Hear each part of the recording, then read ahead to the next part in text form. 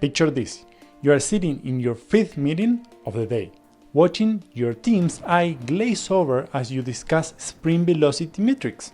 Suddenly, you realize you become the very thing you fear, a completely average technical leader. But what if I told you that extraordinary leadership isn't about memorizing more design patterns or mastering yet another framework? Let's be honest, the software industry has enough technically competent managers. What we desperately need are leaders who can transform good teams into exceptional ones. The kind of leaders who understand that success isn't just about delivering code, but about creating an environment where innovation thrives. Hey there, if you're new here, I have spent over a decade in software development, with the past 7 years in leadership and the last 4 coaching technical leaders. Let's begin this video. I think there are 5 pillars of extraordinary leadership. Let me explain the first one. An extraordinary technical leader maintains a delicate balance between coding and leading. Think of it like being a chef who occasionally cooks but primarily runs the kitchen.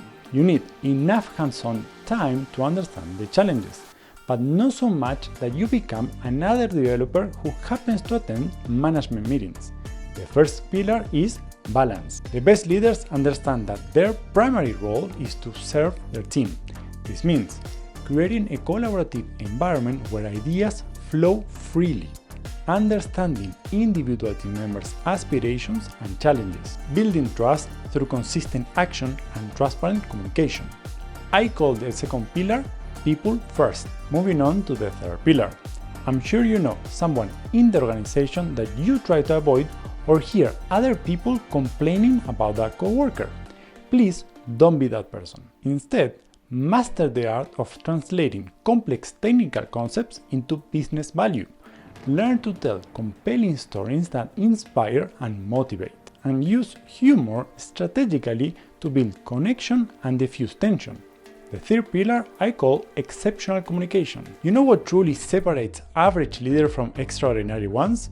Their ability to embrace the Pratfall effect. This psychological phenomenon shows that competent people become more likable when they show their human side. I still remember the time I deployed my code to the wrong production server, taking down the entire site.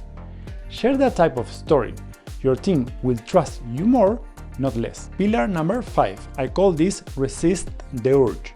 Let's play a game. When a developer comes with a problem, instead of just providing the solution, create a learning opportunity. Ask, what do you think is the solution? Now listen and guide the person to the correct solution, but you are only allowed to make questions, not statements. Another example, consider this scenario.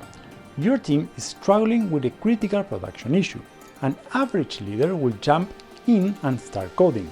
An extraordinary leader will remain calm and confident, organize the team effectively, ensure clear channels of communication, create a safe space for experimentation, use the incident as a learning opportunity. You need to have a growth mindset. Extraordinary leaders never stop learning.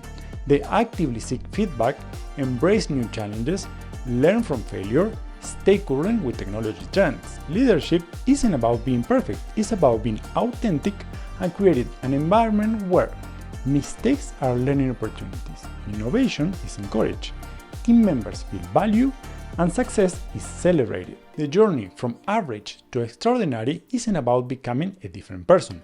It's about amplifying your strengths and embracing your uniqueness. If you're wondering which books you should read to become a better leader, then this video is for you.